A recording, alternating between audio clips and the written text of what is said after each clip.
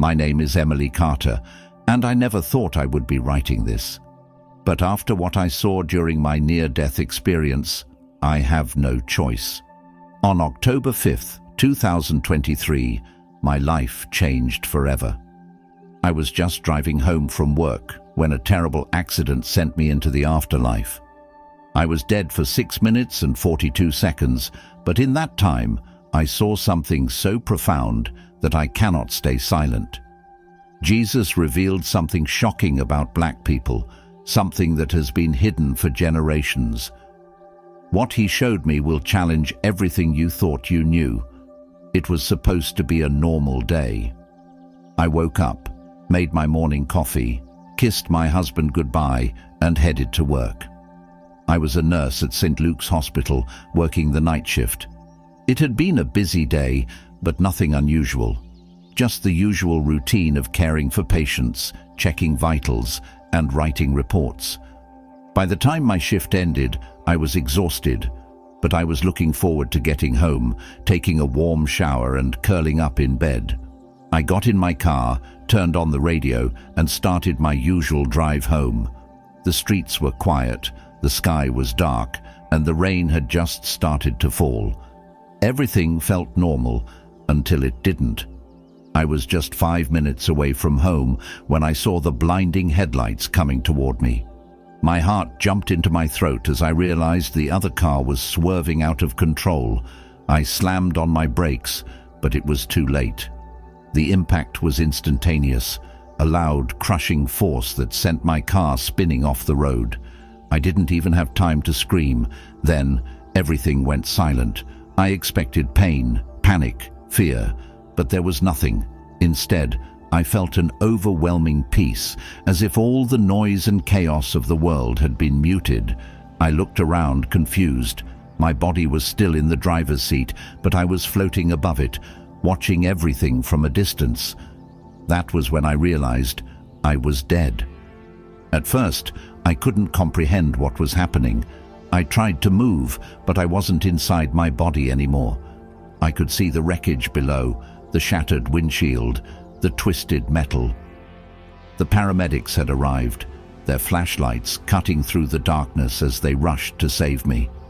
I wanted to tell them I was okay, that I didn't feel any pain, but my voice wouldn't come out. Then, suddenly, a bright light filled my vision. It wasn't the flashing red and blue of the emergency vehicles. This was something else, warm, pure, alive. The next moment I felt myself being lifted upward, as if an invisible hand was pulling me towards something greater. I wasn't afraid. If anything, I felt calm, a peace deeper than anything I had ever known. The world below faded, and in its place was something unbelievable. I found myself standing in a place that words cannot fully describe. It wasn't just a bright tunnel. It was like standing in the middle of a light that came from everywhere and nowhere at once. The air hummed with a sense of love, warmth, and truth. That's when I heard it, a voice, powerful yet gentle, strong yet filled with love. "Emily, do not be afraid." I turned, and there he was, Jesus. The moment I saw him, I knew. There was no doubt in my mind. Even though my eyes had never seen him before, my soul recognized him instantly. Jesus stood before me, radiating light and love, his presence so overwhelming that I fell to my knees without even thinking. He wasn't like any image or painting I had ever seen. His eyes carried infinite wisdom yet tender kindness, and his voice wrapped around my heart like a comforting embrace. "Rise, my child," he said, reaching out his hand. As soon as his fingers touched mine, I felt a rush of energy unlike anything on earth. It wasn't just warmth, it was pure life, flowing through every part of me. Every fear, every doubt, every worry vanished in an instant. "I have something to show you," he said, "a truth that has been hidden." Suddenly, we were somewhere else. It wasn't heaven, but it wasn't earth either. It was as if I was standing in the middle of time itself, watching history unfold. Images flashed before my eyes, scenes from different eras, different places, different people. I saw civilizations rise and fall, kings and empires, struggles and victories. But then the images stopped, and what I saw next shook me to my core. Jesus turned to me, his expression serious yet full of love. "Emily, you must see what has been kept from the world. You must know the truth about my people." The air around us shimmered, and suddenly we were standing in a vast city, but not one I had ever seen before. It was ancient yet untouched, glowing with golden light, filled with wisdom and knowledge beyond human understanding.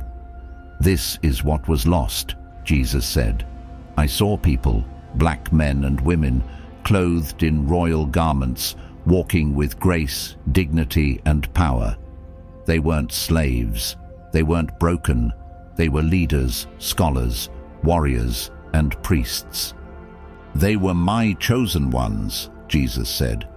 "But the world rewrote their history.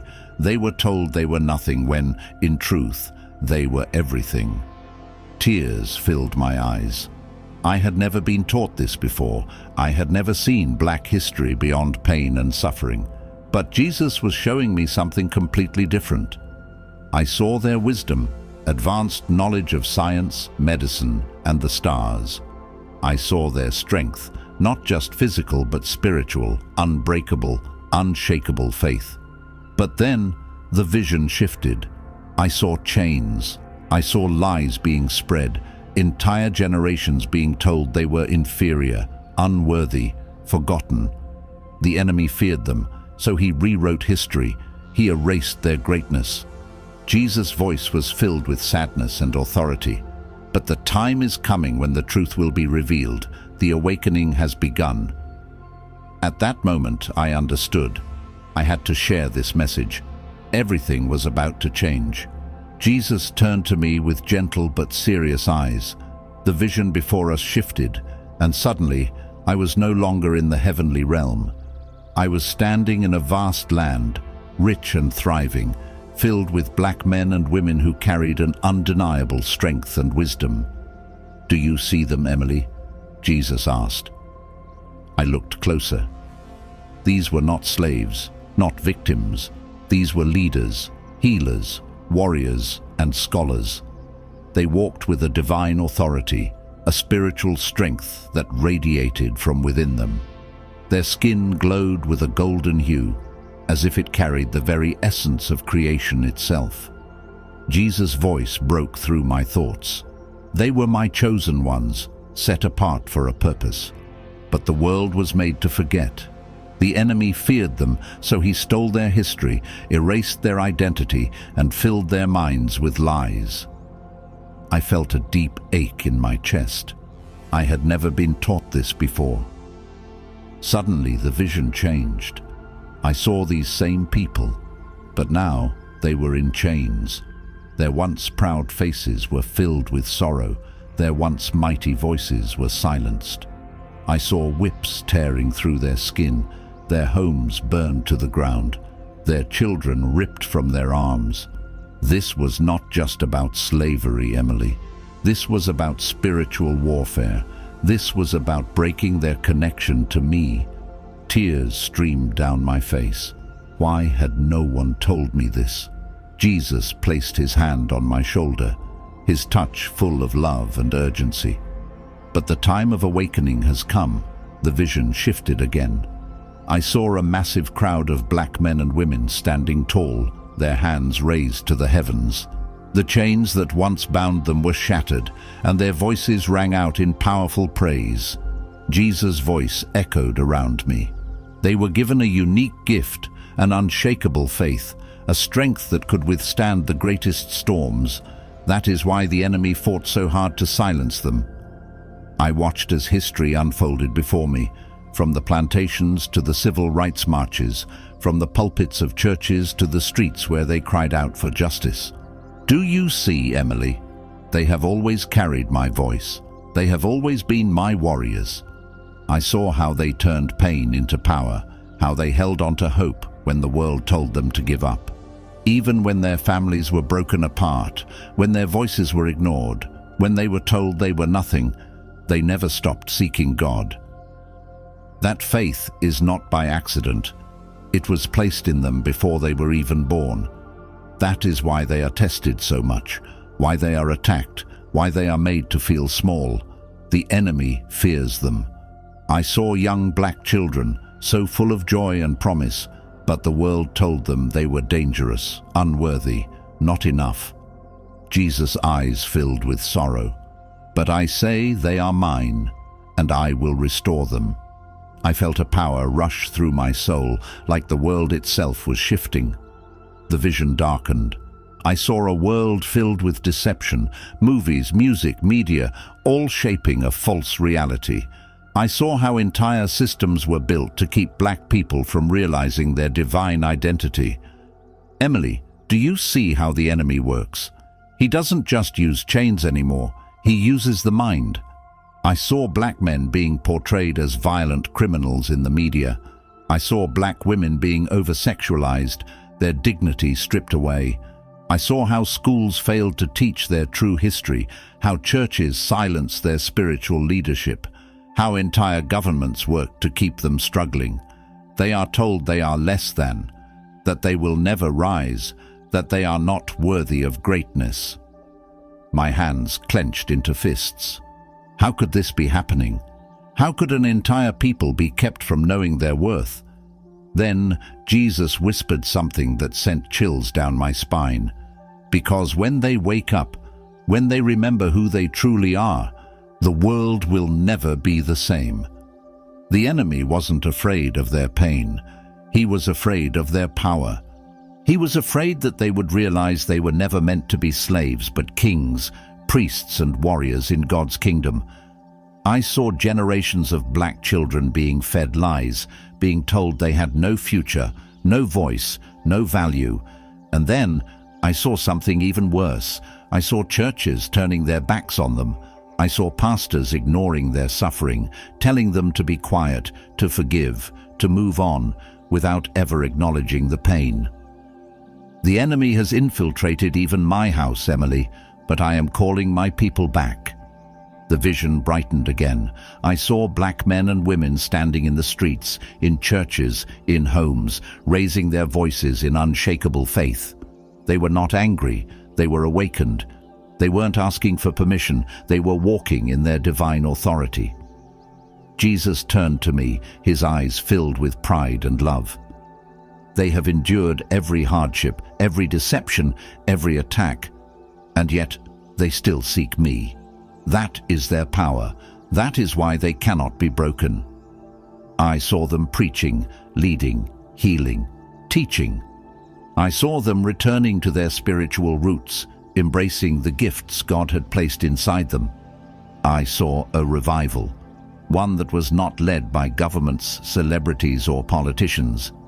It was led by the very people the world had tried to silence. The first shall be last, and the last shall be first, Jesus said. It all made sense now. The entire world had tried to erase their history, their identity, their power, but they could never erase who they were created to be. Jesus looked at me, his face filled with love and certainty. Emily, they will rise, and when they do, the world will know that I have always been with them. I felt my entire soul tremble. Something was coming, and nothing would stop it. The vision shifted again. I saw black men and women standing on mountains, looking up at the sky, their hands raised in prayer. The air around them crackled with divine energy, as if the very heavens were responding to their voices. Jesus stood beside me, his expression filled with deep reverence. Emily, the connection between my people and the divine has never been broken. It has only been hidden. I suddenly saw ancient scrolls, tablets, and sacred texts, some crumbling with age, others sealed away, forgotten by the world. These were the records of my truth, kept by my chosen ones before the enemy scattered them across the earth. I gasped. I had never been taught this before. These people were more than just history, they were part of a divine prophecy. Long ago, They were given wisdom, knowledge, and power beyond what the world understands. But that knowledge was stolen, corrupted, and buried beneath generations of lies. The images before me changed. I saw the pyramids, the great libraries, the ancient lands that once thrived with knowledge that had now been erased. The world will tell them they came from nothing, but I tell them they came from greatness. Jesus' voice shook the very ground beneath me. They are awakening, and the world will not be able to stop it. The sky above me burst with light as I was pulled into another vision. I saw black men and women all over the world suddenly remembering something they had long forgotten. Some of them were sitting in churches when a fire lit within them. Others were reading scripture, and suddenly the words jumped off the page with new meaning. Emily, the Great Awakening has begun. I saw a massive revival, but this was unlike any I had ever seen. It wasn't led by mega churches or celebrity preachers. It was led by ordinary people, black men, women, and even children, standing up in their homes, in the streets, and declaring the truth. I saw ancestors' prayers being answered, their sacrifices coming full circle, Jesus' eyes filled with fire. The world has tried to silence them, but now they will speak. As I watched, governments, media, and even some churches tried to suppress them, but they couldn't stop what was happening. No force on earth can stop what I have ordained, Jesus declared. Then I saw something terrifying, the enemy launching one final attack, trying to deceive and distract them with entertainment, money, false promises, and division. But I also saw something greater. Those who stayed firm in their faith, who refused to fall for the deception, becoming unstoppable. Jesus looked at me, his voice filled with certainty. Tell them to prepare. I saw generations of struggles flash before me. Slavery, segregation, injustice, violence, discrimination. But I also saw something deeper. Emily, the trials they have faced were not just physical, they were spiritual. I watched as the enemy tried to break them through oppression, poverty, and systemic lies. But instead of destroying them, these hardships only made them stronger. They have been tested in the fire, but they have not been consumed, Jesus said. I saw black children in schools being told lies about their history, their identity, their worth. I saw black families struggling against forces designed to keep them divided and weak. I saw how even the church had turned against them at times, telling them to be silent instead of standing in the truth. The world will tell them they are cursed, that their struggles are a punishment, but I tell them they are blessed. Their trials have refined them, not destroyed them. The vision shifted again. I saw black people gathering in faith, despite all they had faced. They praised even in struggle. They worshipped even in pain. They believed even when the world told them not to. Do you see, Emily? They have never stopped seeking me. And because of that, I have never left them. I turned to Jesus, tears streaming down my face. Lord, what should I tell them? How can I help? Jesus' eyes were filled with love, strength, and deep sadness. Tell them the truth. Tell them that I see them, that I have always seen them. I saw angels surrounding black communities, standing guard, protecting, guiding. I saw miracles happening, prayers being answered, families being restored, children finding their purpose. The time of restoration is here. I saw businesses thriving, families healing, faith growing stronger than ever. But they must remain vigilant, Emily. The enemy will try one last time to deceive them, to make them believe they are still broken, that they still have no power. I saw false prophets rising, false movements trying to lead them astray, trying to keep them bound in division and self-destruction. Tell them not to fall for it. Tell them to look to me and not the world. Jesus' voice was so full of power that it shook my soul. Tell them that I am coming. Tell them that they are not forgotten. Tell them that their season of suffering is coming to an end. I saw a new world unfolding, a future where they were no longer held back, where their faith became the light that led others. Tell them that they are my beloved, that their story is not over, that they are chosen. As I stood beside Jesus, the vision shifted once more. This time, I was looking at the world in the near future, and what I saw took my breath away. "Look closely, Emily," Jesus said. I saw a massive shift happening. The people who had been told they were powerless were now standing strong, unshaken, fearless. Black men and women were rising up, not with weapons, but with faith, wisdom, and divine authority. They were no longer waiting for permission from the world. They were walking in their calling.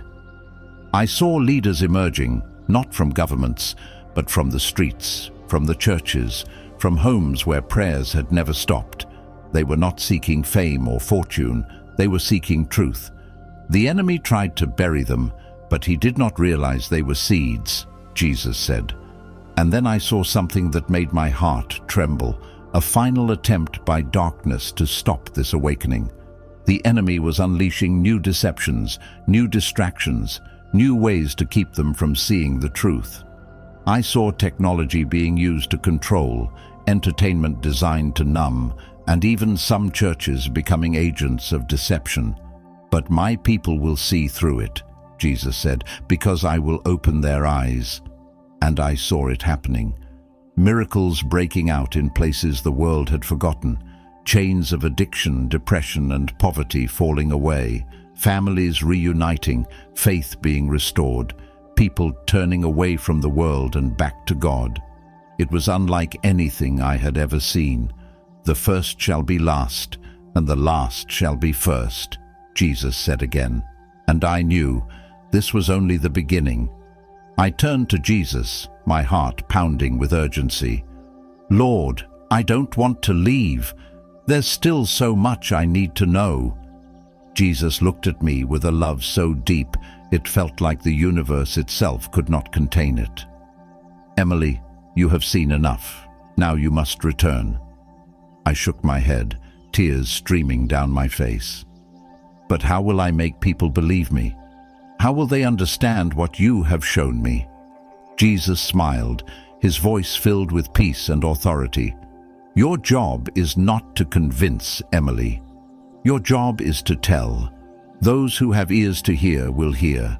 Those who are meant to wake up will wake up. Suddenly, I felt a pulling sensation. The light around me began to fade. I reached out for Jesus, but he was already stepping back into the radiance. Remember, Emily, the time is short. Share what you have seen, and do not be afraid. The next moment, I gasped for air, my body jerking violently as I opened my eyes. I was back. I was lying in a hospital bed, surrounded by machines, the sound of beeping filling my ears. Nurses and doctors rushed around me, shocked that I had come back. But I knew. I had been sent back for a reason, and nothing would ever be the same again. I am sharing this because Jesus made it clear. This message is urgent. If you are reading this, it is not by accident. The deception is already in motion, Jesus told me. The world will try to make you forget who you are, but I am calling my people back to me. So I am telling you now, wake up. Do not believe the lies that tell you that you are less than. Do not accept the systems that keep you bound. Do not let the distractions of the world pull you away from God. The awakening is here, and you have a choice. Those who seek me will find me. Those who listen will hear. Those who walk in truth will be protected. Jesus showed me that things are going to change rapidly. The systems of the world will try to tighten their grip. Technology, entertainment, government, even some churches will push the enemy's agenda without realizing it. They will call deception progress. They will call control safety. They will call submission wisdom. But my people will know the truth. I saw that those who stay faithful, who refuse to bow to the world's deception, will be protected in supernatural ways. Jesus will provide. He will make a way, just like he always has. Emily, tell them not to fear. Tell them that I have already won. So I am telling you, stay strong, stay awake, hold on to Jesus, because he is holding on to you. The time is short, but those who walk in truth will never be deceived. May God give you eyes to see and ears to hear. This is my testimony. Now it's your turn to share it. As I stood with Jesus, watching the vision unfold before me, I saw something that made my heart tremble. The enemy wasn't giving up. Emily, the greatest deception is still to come, Jesus said. The world around me shifted, and I saw media screens, social media feeds, churches, schools, and even homes, all filled with one unified message. You don't need God anymore. I saw governments promoting a new way of life, one that promised freedom, equality, and progress, but at the cost of spiritual truth. I saw churches twisting scripture, telling people that sin no longer existed, that everyone was their own God, that faith was just a myth from the past. I saw entertainment designed to distract, music created to numb, technology made to control. The enemy will not come with chains this time. He will come with comfort. The vision zoomed in on black communities, and I saw how the enemy had used systems, culture, and even spiritual leaders to keep them from realizing their power. Schools erased their true history. The justice system kept them bound in cycles of pain. Music and entertainment kept them distracted. Social movements manipulated them, using their struggle for personal gain. They are waking up, and the enemy is terrified, so he will use every tool he has left to keep them from knowing the truth. And then I saw the final deception. A new system was being introduced, one that rewarded obedience and punished faith. I saw black people being told to conform, to comply, to accept this new world order. Those who refused were shut out, silenced, shamed, and persecuted. I saw pastors and leaders who once stood for truth bowing down, embracing this deception in the name of unity. They will say it is for peace, that it is for the good of all. But I tell you, it is a lie. Jesus looked at me, his eyes filled with fire and sorrow. Tell them not to fall for it. Tell them to stand firm. I saw a great divide happening, those who chose comfort and deception, and those who chose truth and faith. Those who stood firm in their faith were cast out, losing jobs, homes, friends. But I saw something incredible. God provided for them in supernatural ways. I will be with them, Emily. I will not abandon my people. The enemy was working overtime, but it was too late. The awakening had already begun. I turned to Jesus, my heart pounding with urgency. Lord, what else can I do? How do I prepare? How do I warn them? Jesus looked at me, his voice gentle but firm. Emily, you do not need to fight this battle alone. My spirit will move through those who seek me. Your job is to speak. My job is to awaken their hearts. Suddenly, I saw a new wave of people rising up, black men and women stepping into their divine purpose with power and confidence. I saw prophets speaking boldly, families being restored, young people rejecting the lies and seeking God's truth. I saw miracles breaking out, food multiplying, bodies being healed, entire cities falling into revival. Tell them to prepare. The time is short. How, Lord? What should they do? I asked. Jesus looked at me with deep love and certainty. Tell them to seek me like never before. Read the word daily, not just what preachers say, but what I say. Pray with sincerity. Ask me to open their spiritual eyes. Reject deception. Question everything they see, hear, and are told. Unite with other believers. Support and protect one another. Teach their children truth before the world tries to teach them lies. Emily, I am coming soon. The battle is intensifying, but my victory has already been written. I felt a deep pulling sensation, the same one I had felt when I first left my body. Wait, Lord, there's still so much I want to ask. Jesus smiled, his eyes filled with love beyond words. What I have shown you is enough. Those who have ears to hear will hear. Now go, speak boldly. Do not be afraid. I am with you. Suddenly, I felt myself being pulled backward at full force. The light around me faded. The warmth of Jesus' presence disappeared, and before I knew it, I gasped for air. I was back in my hospital bed, surrounded by doctors and nurses, my family crying by my side. I had returned, but I knew I had been sent back for a reason, and nothing would ever be the same again. As I lay in my hospital bed, struggling to catch my breath, the weight of what I had seen crushed me. The visions, the words of Jesus, the warnings, it was all too much to keep inside. But then I heard his voice again, not audibly, but deep within my spirit. Emily, do not stay silent. A shiver ran through my body.